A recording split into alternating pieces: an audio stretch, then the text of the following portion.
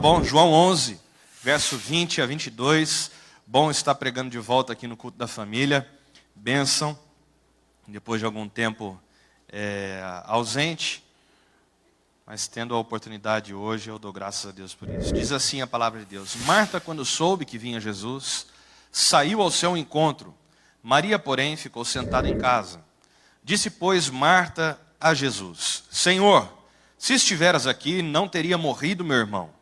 Mas também sei que, mesmo agora, tudo quanto pedires a Deus, Deus tu concederá. Feche seus olhos, curva sua cabeça, por gentileza. Pai, nós queremos te agradecer, ó Deus, pelo privilégio de estarmos neste lugar, reunidos no teu santo nome, Senhor. Como é bom poder estar aqui, Paizinho querido. Como é bom poder nos reunirmos como família, como teus filhos, para adorarmos ao Senhor, para vermos uns aos outros, termos um tempo de comunhão, mas também, ó Deus, para ouvir a tua palavra e ouvir a tua voz. Escolhemos esse tempo, escolhemos este momento, porque o Senhor escolheu primeiro, Pai, e nós apenas dissemos sim àquilo que é a tua vontade, Senhor. Que o Senhor fale conosco, ó Pai. Precisamos ouvir a tua doce, bendita e maravilhosa voz, ó Deus. Ministra ao nosso coração, usa a minha vida, Senhor, conforme a tua vontade, conforme o teu querer, para que o Senhor abençoe o nosso coração nessa noite, em nome de Jesus Cristo. Amém. Amém. Você pode se assentar, por favor.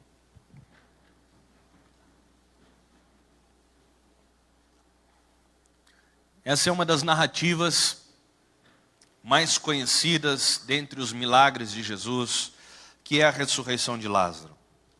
Jesus é avisado que o seu amigo estava enfermo e somente depois de 4 dias é que ele vai, então, na direção dele para fazer algo.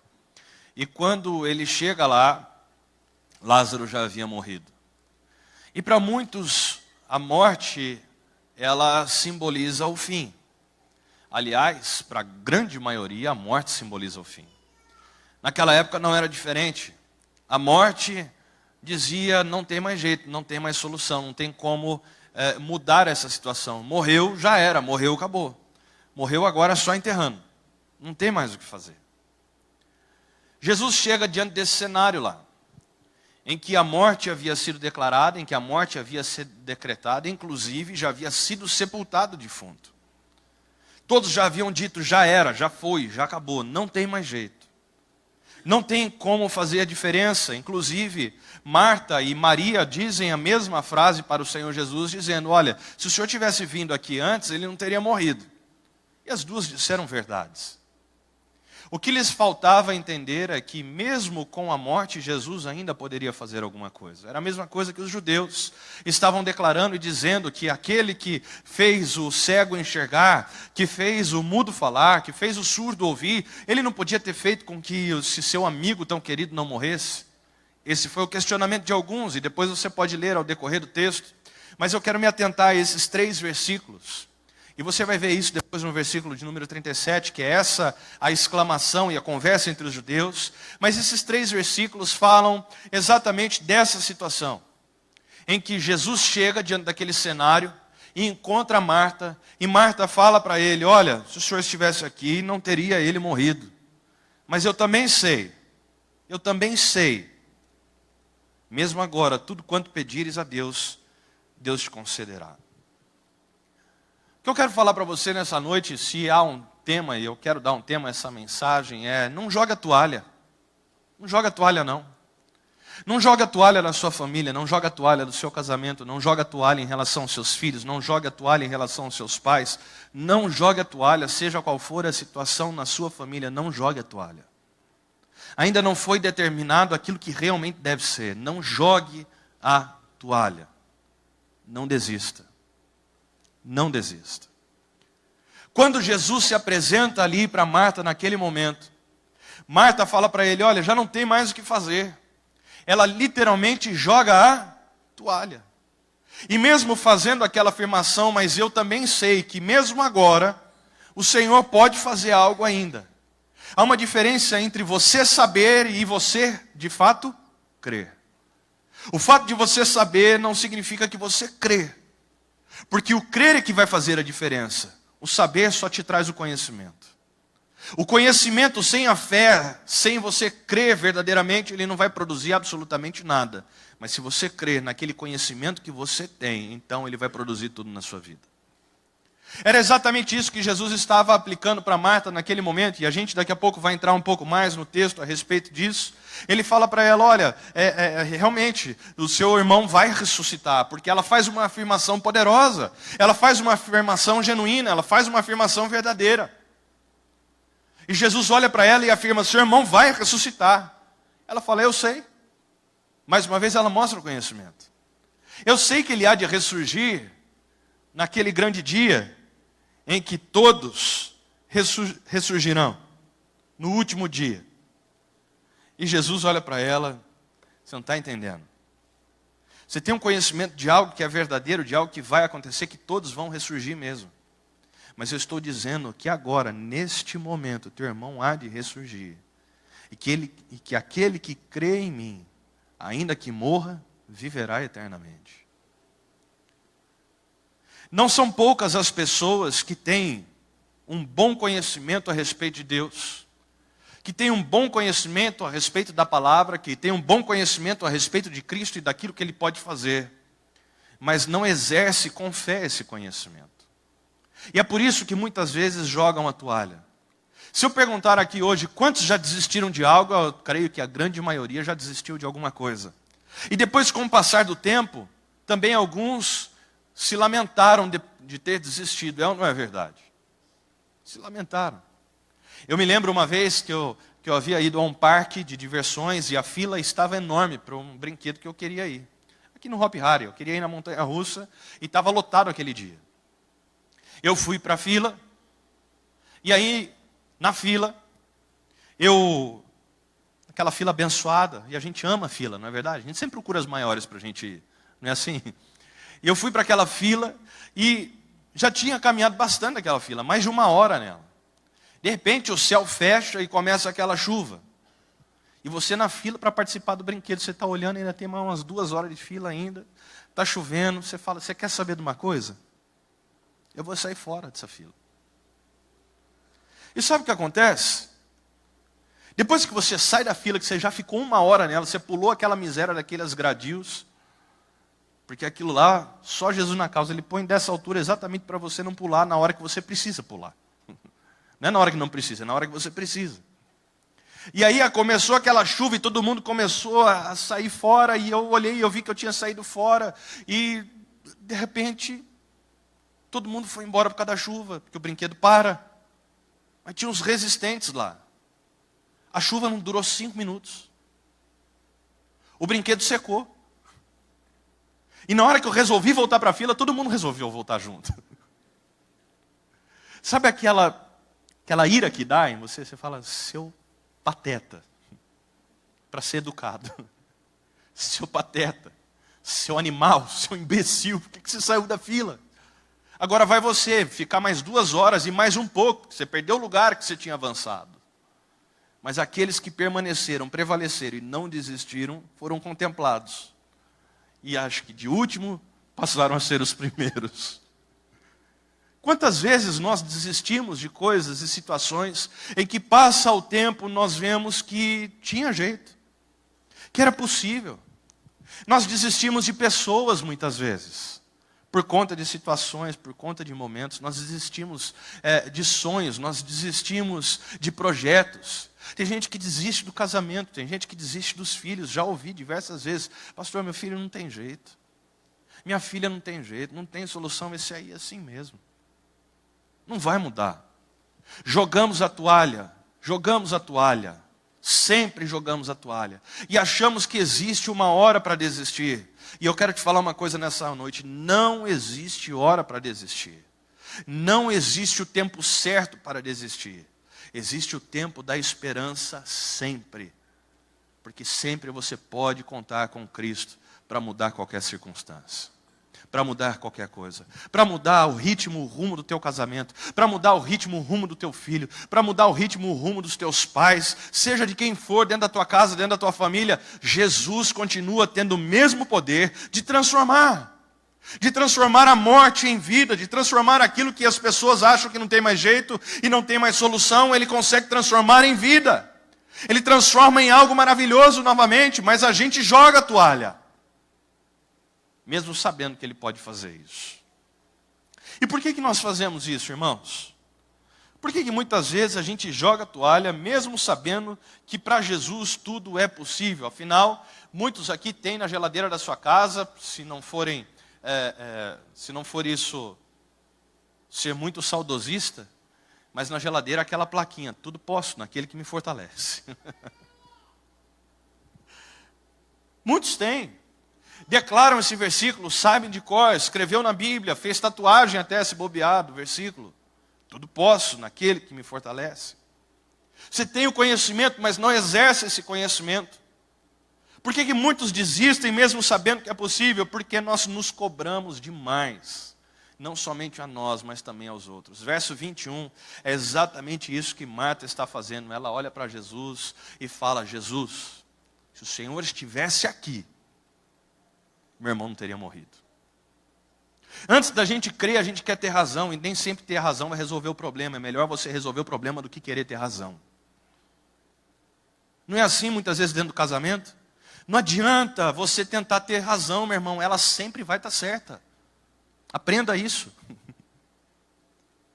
Não adianta muitas vezes o filho querer ter razão com o pai, porque o pai e a mãe sempre vão estar certos. Eu costumo dizer que ter razão não resolve o problema. É como alguém que está andando num trânsito, andando de carro, dirigindo, guiando o seu carro, andando na velocidade certa, na faixa certa, respeitando todas as leis do trânsito, tudo direitinho, tudo bonitinho. De repente vem um doido e ele atravessa na frente, pum, você bate no doido, você atropela o camarada, você está na razão, você fez o certo, foi ele que errou. Mas está lá ele atropelado, você vai embora porque você está com razão? Não, mas você tem razão. Mas você tem um problema para resolver. Ter razão vai resolver o problema? Não vai. Você vai ter que abrir mão da sua razão, parar o teu carro, ir lá e acudir a pessoa que se acidentou. E ainda, às vezes, até que sofreu um processo por conta disso, mesmo tendo razão. Mas você vai ter que resolver o problema. Não queira ter razão. Às vezes a razão nos leva a discussões bobas. A razão nos leva, muitas vezes, a cobranças desnecessárias, cobranças que não valem a pena. Marta não tinha nada que chegar para Jesus e cobrar ele. Se o senhor estivesse aqui, viu? Porque o senhor tinha que estar aqui. O senhor não estava aqui, é por isso que meu irmão morreu. Está vendo? Meu irmão está morto agora porque o senhor não veio. Cuidado com as cobranças. Porque as cobranças podem te impedir de viver algo sobrenatural. Cobrar você mesmo. Ah, pastor, tem que ter autocobrança para a gente progredir, para a gente melhorar. Não. Você tem que ter objetivos para você melhorar. A sua cobrança pode muitas vezes te levar para baixo, porque muitas vezes você pode se frustrar. Você tem que entender que você pode chegar lá, mas você não tem a obrigação de chegar lá. Você pode chegar lá. Dentro da tua família, vocês podem chegar lá. Pode ser tudo melhor, eu preciso ter essa perspectiva. Era isso que Jesus estava falando para Marta. Marta, eu posso. Mas você está dizendo que eu tenho obrigação. Eu não tenho obrigação. Entenda uma coisa, Jesus não tem obrigação de fazer nada por você. Jesus não tem obrigação de fazer nada pela tua família. Mas Ele pode fazer. Não há por que cobrar. É somente crer. É crer que Ele pode. É ter a certeza de que Ele pode. Ele vai fazer se assim Ele quiser, se assim Ele desejar. E normalmente Ele honra a nossa fé. Ele sempre honra a nossa fé. Então pare de cobrar. Pare de cobrar dentro de casa. Você está cobrando demais. E às vezes por cobrar demais está criando barreiras, levantando muros que são intransponíveis por conta da cobrança. Não, hoje derrube esses muros em nome de Jesus e passe a olhar as possibilidades e não os problemas que estão diante de vocês. Não aquilo que você talvez já jogou a toalha ou que já jogaram toalha, não. Jesus continua tendo o mesmo poder. Se necessário for, Ele quebra os muros. Ele faz você andar por sobre as águas. Se necessário for, Ele faz um milagre diante dos seus olhos. Mas se você crê que realmente Ele pode, e não que Ele tem a obrigação de fazer, não cobre não. Não precisa cobrar. Porque um pai faz pelo filho porque ama, e não porque ele tem a obrigação de fazer. Outro motivo pelo qual nós desistimos É porque nós damos muitas desculpas. O verso 23 e o verso 24 diz assim, quando Jesus conversando com ela, Jesus fala, teu irmão há de ressurgir. E ela fala, eu sei. Replicou Marta, que ele há de ressurgir na ressurreição no último dia. Está dando desculpa. Eu sei que vai ser naquele momento. Desculpa para a incredulidade daquela situação ali. É o que a gente faz. A gente é bom de dar desculpa, não é? Damos muitas desculpas. Desculpas do porquê não deu certo. Desculpas do porquê não funcionou. Desculpas do porquê não falhou. E normalmente a gente joga a responsabilidade para o outro. É assim, a gente não assume os nossos erros, as nossas falhas, os nossos fracassos. Mas quando assumimos, damos desculpas. Desculpa, Jesus não estava perguntando aquilo que ela sabia. Jesus queria saber se ela cria. Você crê, minha filha? Crê que ele vai ressuscitar? Ela só vai falar, sim, eu creio. Acabou, eu creio. Não precisa dar desculpas, mostrar conhecimento, mostrar o porquê que você tentou e não deu certo. Por que não aconteceu da maneira que você desejava?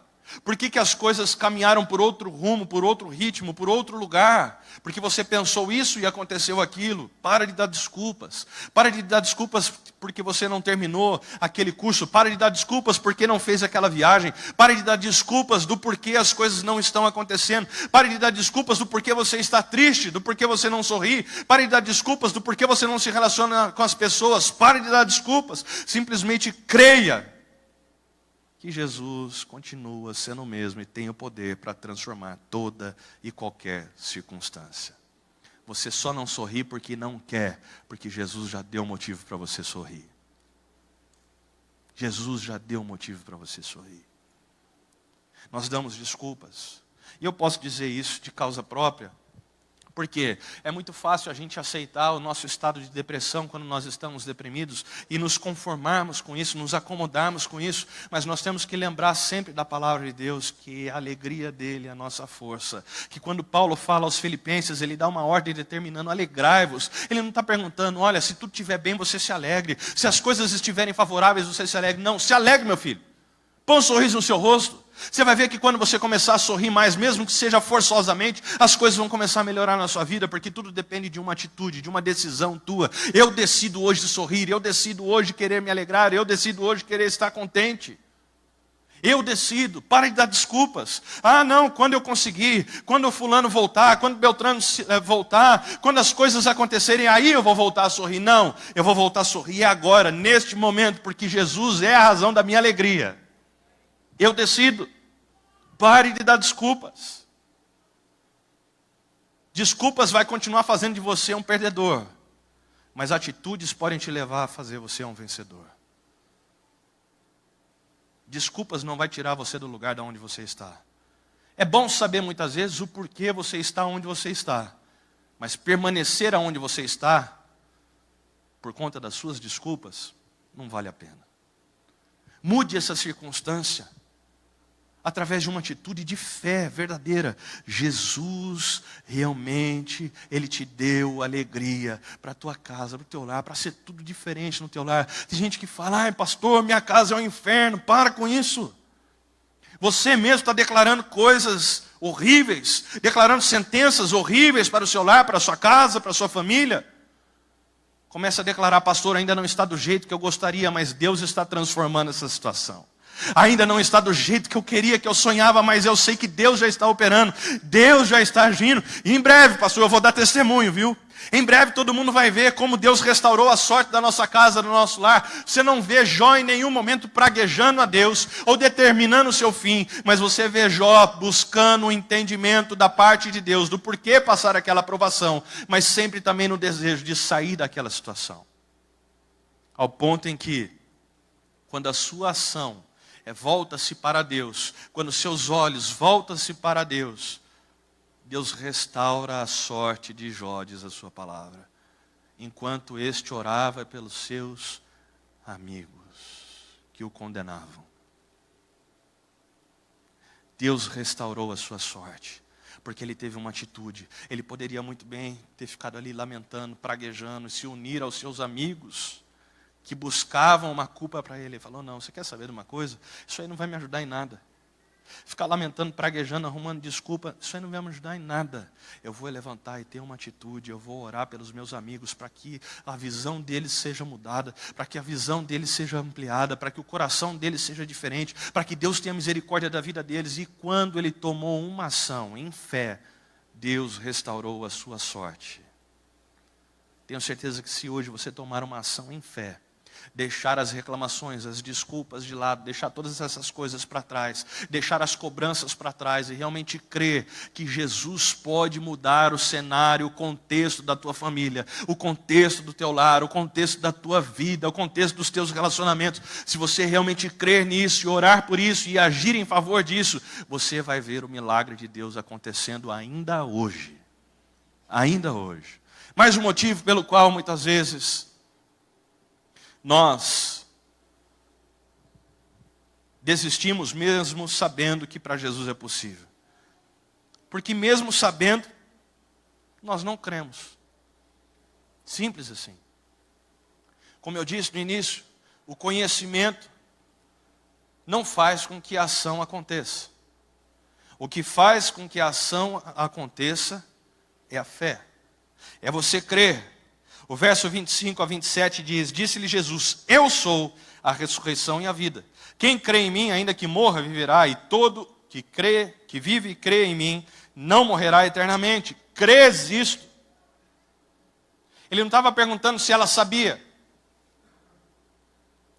Ele perguntou se ela cria. Você crê nisso? Ela, sim, Senhor. Respondeu ela, eu tenho crido que tu és o Cristo, o Filho de Deus que devia vir ao mundo. Mas não foi isso que ele perguntou para ela. Ele perguntou para ela se ela cria que era possível ressuscitar aqueles que de fato criam nele. E aí depois nós temos lá no verso 39 a 40, que quando Jesus, depois de encontrar Maria, ele pede para ser levado até onde ele havia sido sepultado, para então realizar o milagre. E no momento em que ele estava para realizar o milagre, diz o texto, então ordenou Jesus, tirai a pedra. Disse-lhe Marta, irmã do morto, Senhor, a mesma que havia conversado com ele antes, que sabia que ele podia realizar, mesmo naquele momento que seu irmão havia morrido, que sabia que seu irmão ia ressuscitar, e que sabia que Jesus Cristo era o Filho de Deus, a mesma. Quando Jesus dá a ordem, ele traz a ação, ele fala assim, tira a pedra. Aí Marta vem e fala, Senhor, já cheira mal, já foi, não tem mais o que fazer, já é de 4 dias, não é defunto fresco não, já foi, já deve estar até meio comidinho assim. A mesma que relatou ter o conhecimento. A mesma que relatou saber quem era Jesus. A mesma que foi cobrar Jesus. Agora, diante do milagre, diante da ordem de Jesus, ela lança uma palavra de incredulidade. Saber não produz milagre. O que produz milagre é crer. Crer. Você pode saber a Bíblia toda, meu irmão. Você pode saber todas as promessas de Deus que estão na palavra dele. Mas se você não crer, nenhuma delas vai acontecer. Você tem que crer. Creia. Creia que Jesus pode transformar hoje. Ele tem uma palavra sobre a sua família. Ele tem uma palavra sobre o seu casamento. Ele tem uma palavra sobre os seus filhos. Você crê que Ele pode mudar a sorte da sua casa. Você crê que Ele pode mudar a sorte da sua família. Você crê que Ele pode mudar toda a história que vocês têm vivido. Então creia de todo o coração e não somente saiba. E Deus vai mudar. E Deus vai mudar. Jesus vai realizar. Sabe por que nós aprendemos aqui algumas coisas importantes, e eu quero ficar dentro do nosso tempo?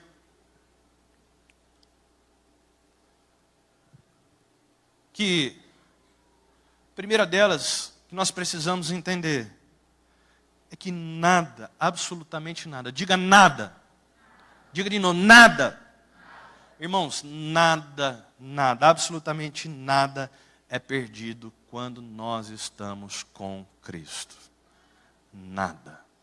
Nada, nada, nada, nenhuma situação é perdida quando nós estamos com Cristo. Quando Marta chegou e falou, olha, o Senhor, se tivesse aqui, meu irmão não teria morrido. Ele já morreu, já foi, já era. O que ela precisava entender era exatamente aquilo que ela afirmou depois, mas ela tinha que crer. Ainda que a situação seja o caos, se o Senhor estiver comigo, tudo é possível. Como foi lido aqui pelo pastor Lorival, e nós não combinamos nada, mas o Salmo 112, 7, que diz que o nosso coração está firmado em Deus e não será abalado. A nossa confiança está nele e não será abalada. Não será, porque eu confio em Deus. Ainda que tudo à minha volta se transtorne, ainda que tenha o caos instalado perto de mim, eu não vou ficar abalado, porque eu creio que Cristo está comigo. Cristo está comigo. Cristo está com você. Então, por mais que a sua tribulação seja pesada, saiba que ela é momentânea. Jesus tem poder para transformar a situação na sua casa. Sua casa não é um pedacinho do inferno. Sua casa tem que ser e será um pedacinho do céu. O seu lar tem que ser e será um pedacinho do céu. Os seus filhos serão chamados de benditos do Senhor. Você terá orgulho dos seus filhos. Você terá orgulho dos seus pais. É o que diz a profecia de Joel. Os seus jovens profetizarão, os teus velhos sonharão.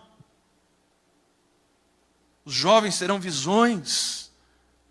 Gente, que coisa extraordinária. Profetizar é declarar a verdade, da boca dos jovens vai sair a verdade. Os sonhos para os mais idosos, se há gente que muitas vezes deixa de sonhar, são os mais idosos. Mas a profecia que vem através de Joel, sobre o derramamento do Espírito, é dizer, há esperança para todos, porque Cristo continua sendo a esperança, e Ele muda toda a sorte, Ele muda toda a história, então eu vou crer nisso. Ainda que o caos esteja instalado, Ele pode mudar a circunstância. Eu tenho que crer e não somente saber. Eu tenho que crer que Ele é poderoso para transformar e toda e qualquer situação. Nada é perdido quando estamos com Ele. Outra coisa que aprendemos, que às vezes, isso é difícil. Às vezes Ele nos permite viver o pior para poder experimentar o melhor.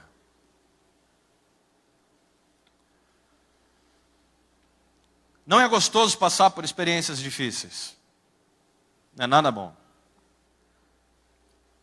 Não é gostoso passar por experiências amargas. Não é nada bom. Mas quando olhamos para a história do povo de Deus, Deus sempre permitiu que situações difíceis viessem, para que aquilo se tornasse um marco na vida do povo, para que eles aprendessem a celebrar tudo que Deus é capaz de fazer por quem Ele ama. Quando nós pegamos o Egito, o povo sai do Egito, e depois de 400 anos de escravidão, depois de 400 anos ali sendo oprimidos, Deus os livra do Egito e estabelece um marco. Olha, a Páscoa vai lembrar, vocês vão ter que comer ervas amargas para lembrar da dureza do Egito. Vocês vão comer pães asmos para vocês nunca se esquecerem que fui eu quem sustentei vocês. E depois Jesus faz isso novamente através da ceia, para lembrar, olha, a vida de pecado escravizava você, maltratava você, você não tinha esperança, você não tinha brilho nos olhos, você não tinha razão pela qual viver, mas eu te dei esperança, eu te dei brilho no seu olhar, te dei uma vida eterna. E você vai celebrar sempre isso. Todas as vezes que você comer, todas as vezes que você beber, você vai lembrar que fui eu que fiz. Muitas vezes Deus nos permite viver as piores experiências, para que a gente possa sempre celebrar as melhores. Entendendo que as piores experiências, elas ficam para trás, mas a celebração, ela nunca para, ela vai continuar para sempre. Isso significa, o que é ruim, uma hora vai acabar, mas o que é bom vai durar eternamente. Vai durar para sempre. Há tempo para acabar. Há tempo para o choro acabar, há tempo para o lamento acabar, há tempo para o caos acabar, há tempo para a tempestade passar. E quando a bonança chega, nós vamos aprender a celebrar e a valorizar ainda mais aquilo que antes talvez você tinha e perdeu, mas que foi necessário você perder para poder valorizar. Para poder enxergar algo maior e mais maravilhoso que Deus pode fazer na nossa vida, na nossa história. Às vezes é necessário viver o pior para poder experimentar o melhor. E graças a Deus por isso. Mais uma vez eu uso o exemplo de Jó. Perdeu os filhos, perdeu tudo que tinha, quase perdeu a esposa, quase perdeu a vida, perdeu a saúde. Mas depois ele pôde experimentar o melhor. Deus lhe deu o dobro de filhos. Olha que bênção, gente. Você, minha irmã, pari pelo menos uns 20. Amém ou não, irmãs? Misericórdia, é? Mas naquele tempo era festa. Se ele tinha 10, ele teve 20. Deu o dobro de tudo aquilo que ele possuía. Mas antes ele teve que experimentar o que era difícil, para poder celebrar aquilo que era maravilhoso. Porque muitas vezes, aonde Deus simplesmente nos dá tudo que nós pedimos, nós nos tornamos crianças mimadas. E nunca achamos que é suficiente. Nunca achamos que está bom. Mas quando muitas vezes nos é tirado aquilo que nós gostamos, sentimos a falta. É complicado. Um dos castigos que eu tenho para com meu filho é não deixar ele jogar videogame, que ele gosta. E ele fica, pai, quanto tempo? Eu falo, depende do que você fez. O que você fez? Então, 1 semana. Tudo isso? Tudo isso. 1 semana. Aí passa o primeiro dia, pai, já passou 1 semana? Aí passa o segundo dia, e agora, pai, já deu 1 semana? Passa o terceiro dia, pai. Aí o quarto dia já esquece um pouquinho. Aí o quinto dia já começa a brincar com outras coisas e a gente fica feliz. O sexto dia, aí chega no 7º dia, filho, está liberado o videogame. Só falta dar um glória a Deus. Mas aprende a celebrar. Porque passou pela escassez, passou pela privação, para poder provar da abundância. Muitas vezes é assim conosco, que a gente valoriza tanto depois. Tanto, tanto, tanto. E por último, há um ditado, há uma frase, um axioma, que eu não concordo com ele. Eu já concordei um dia, mas eu aprendi outra coisa. Nós costumamos dizer de maneira popular, e até os pastores muitas vezes usam isso como um jargão. A última palavra é de Deus. Já ouviu muitas vezes isso, é ou não é? Eu já disse muitas vezes. A última palavra é de Deus. A última palavra é de Deus. Não jogue a toalha. A última palavra é de Deus. A gente vira, glória a Deus. Sabe que não? Eu digo que a melhor palavra é de Deus. A melhor palavra é dele. Porque se a gente joga como a última palavra, a gente joga Deus como a última esperança, a gente joga Deus como o último momento, a gente joga Deus como a última parte dessa história. Não, não, Ele é a principal parte dessa história. Ele é o melhor momento dessa história. Então a melhor palavra é a dele, não a última.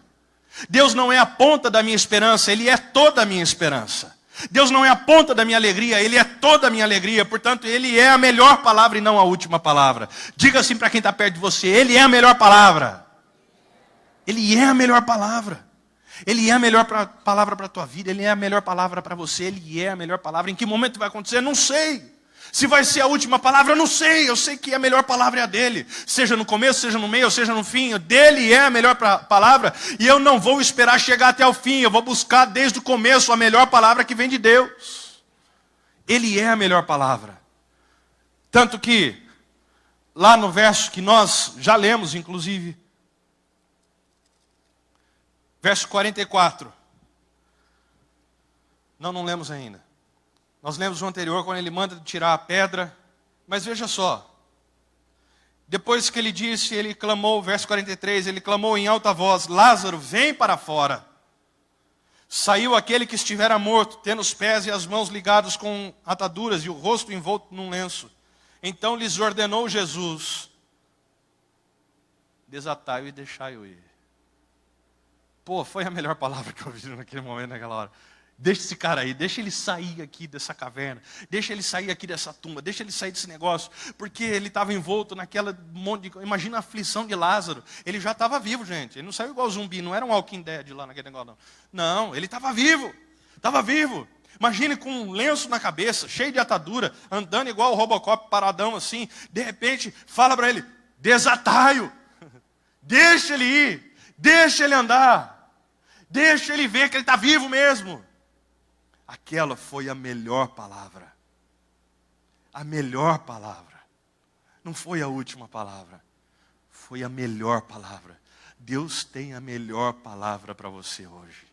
Deus tem a melhor palavra para você sempre. Não jogue a toalha. Deus não é o último recurso. Ele é o melhor recurso. Não jogue a toalha. Não se baseie só no conhecimento de que Deus pode fazer. Creia que Ele pode fazer. Não jogue a toalha. Deus tem a melhor palavra para você e para sua família, em nome de Jesus. Amém? Coloque-se de pé, por gentileza.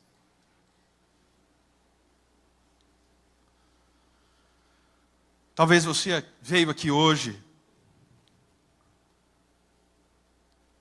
e já tenha jogado a toalha diante de diversas situações, até mesmo na sua família, até mesmo a respeito das pessoas que você ama e que te cercam. Você já jogou a toalha. Tem gente que fala assim: eu entrego para Deus. Como se ao fazer isso você está dizendo: ó, não tem mais o que fazer. Não, você devia ter feito isso desde o princípio. Olha, eu entreguei para Deus, estou tranquilo, estou em paz, eu entreguei para Deus. Ele é o melhor recurso, Ele é a melhor palavra. Não jogue a toalha. Ele pode mudar toda e qualquer circunstância, não apenas afirme isso, mas creia.